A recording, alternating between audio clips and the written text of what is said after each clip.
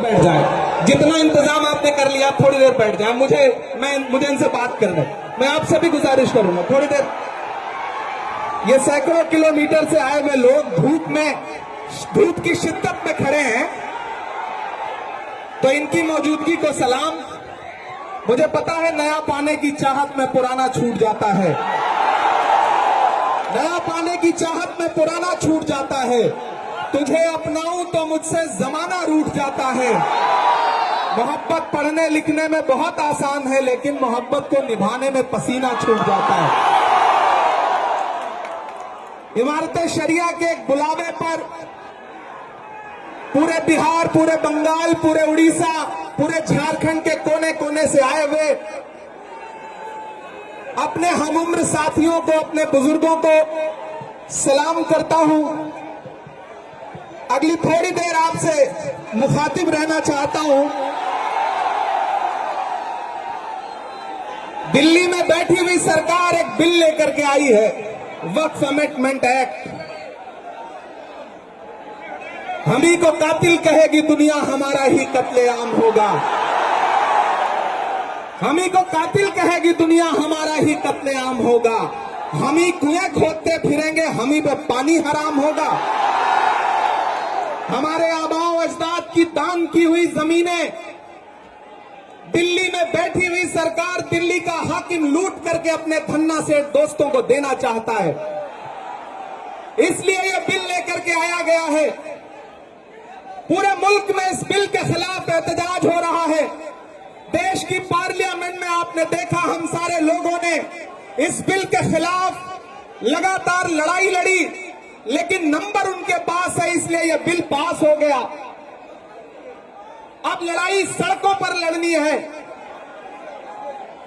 देश की माननीय उच्चतम न्यायालय में, सुप्रीम कोर्ट में यह मुकदमा ऑलरेडी पेंडिंग है, और मुझे पूरा यकीन है कि हमारे देश की सुप्रीम कोर्ट इंसाफ जरूर करेगी। महान बादशाह सिकंदर ने जब यूनान फतेह किया तो जीत का जश्न मनाने के लिए वो शहर की सड़कों पर निकला, तो उसने देखा कि पूरा शहर जश्न मना रहा है, लेकिन एक फकीर इंसान सड़क के किनारे बेसुध होकर के सो रहा है। सिकंदर को गुस्सा आया। सिकंदर अपने घोड़े से उतरा और उस सोते हुए फकीर के पास पहुंच करके गुस्से में उसे जोर की एक लात मारी, और लात मार के कहा कि क्यों रे फकीर, मैंने शहर जीत लिया, शहर जश्न मना रहा है और तू सो रहा है। तो उस फकीर ने उम्मीदी आंखों से सिकंदर की तरफ देखा और देख करके कहा कि शहर फतेह करना बादशाहों का काम है, लेकिन लात मारना गधे का काम है। पिछले 11 साल में इस सरकार ने आवाम को सिर्फ और सिर्फ लात मारने का काम किया है, और अब ये बिल लेकर के आए हैं, और उन्हें लगता है कि आप खामोशी के साथ उनके हर जुल्म सितम को बर्दाश्त कर लेंगे। हमें पता है नहीं करेंगे, नहीं करेंगे ना, नहीं करेंगे ना। आपकी यहां मौजूदगी इस बात की गवाह है। मुझे पता है धूप बहुत ज्यादा है, इसलिए हजारों की तादाद में लोग दरख्तों के नीचे किनारे बैठे हुए हैं, वो बीच में नहीं आए। लेकिन फिर भी आज पूरा पटना, पूरा बिहार जाम हो चुका है। लोग लाखों की तादाद में घर से निकल करके आए हैं। मैं सलाम करता हूं आपकी जिंदा दिली को, आपकी मोहब्बत को। फैसल रहमानी साहब के एक बुलावे पर मैं उनको भी सलाम कर रहा हूं। ये जो नई नस्ल है, ये पानी की तरह बह रही है। मैं इस नई नस्ल के बहने को भी सलाम करता हूं। बहुत तकरीर नहीं करनी है, बस इतना कहना है कि नहीं, ऐसा नहीं होगा, कभी ऐसा नहीं होगा, कभी ईमान का कुरान का सौदा नहीं होगा। बिहार वालों, बताना, दिल्ली तक अपनी आवाज पहुंचाना कि नहीं, ऐसा नहीं होगा, कभी ऐसा नहीं होगा, कभी ईमान का कुरान का सौदा नहीं होगा। हमें तुम कत्ल कर दो, शौक से मंजूर है, लेकिन शरीयत पे किसी मुद्दे पे समझौता नहीं होगा। एक आखिरी बात आपसे कह रहा हूं साथियों,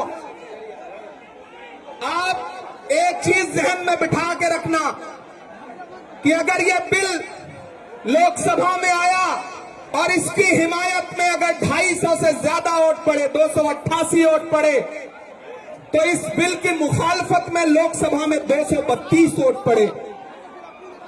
लोकसभा में मुसलमान सांसद सिर्फ 24 है, तो 200 से ज्यादा इस देश के हिंदू भाई, दलित भाई, सिख भाई, ईसाई भाई जो मेंबर ऑफ पार्लियामेंट हैं, वो लोकसभा में रात के 3:30 बजे तक इस बिल के खिलाफ वोट कर रहे थे और आपसे कह रहे थे कि हम आपके साथ खड़े हैं। ये है इस मुल्क की गंगा जमुनी तहजीब। ये जो लहराता हुआ तिरंगा है, इस तिरंगे में जो आपका रंग है और जो उसके ऊपर अमन का रंग है, भाईचारे का रंग है, उसके ऊपर भी जो रंग है, ये तीनों रंग मिलकर कह रहे हैं कि ये मुल्क नरेंद्र मोदी जी की जागीर नहीं है, ये मुल्क हिंदुस्तान के हर इंसान का है, हर इंसान का है। और हम अपने आबाओ अजदाद की जमीनों को बचाने के लिए, खानकाहों को बचाने के लिए, इबादत गाहों को बचाने के लिए, कब्रिस्तानों को बचाने के लिए जो कुर्बानी जरूरी होगी वो कुर्बानी देंगे। हम सड़कों पर बैठेंगे। मैं सरकार से कहना चाहता हूं कि जमहूरियत अकड़ से नहीं चलती है जिल्ले इलाही, जमहूरियत इस किताब से चलती है। यह जो संविधान है जिसे डॉक्टर बाबा साहब अंबेडकर ने अपने खून पसीने से लिखा था, इस किताब से मुल्क चलेगा, किसी की अकड़ और जिद से नहीं चलेगा। नरेंद्र मोदी जी, आपको यह समझना पड़ेगा कि आप हमारी हिमायत में जो बिल लेके आए हैं, हमें पता है वो हमारी हिमायत नहीं बल्कि हमें बर्बादी का सामान लेकर के आए हैं। आपकी साजिश हम समझते हैं, आपकी मंशा हम समझते हैं और हम इस बिल के खिलाफ खड़े हैं। आज यहाँ पटना के ऐतिहासिक गांधी मैदान में बस इतना कह के जा रहा हूं, वक्त बहुत कम है, बोलने वाले बहुत ज्यादा हैं। बस इतना कह के जा रहा हूं कि हम आतिशे सोजा में भी हक बात कहेंगे, कुंदन की तरह दहर में ताबिंदा रहेंगे। तारीख बताती है कि हर दौरे सितम में हम जिंदा थे, हम जिंदा हैं, हम जिंदा रहेंगे। आवाज दो, आवाज दो, आवाज दो। इधर से सदाएं नहीं आई हैं अभी। आप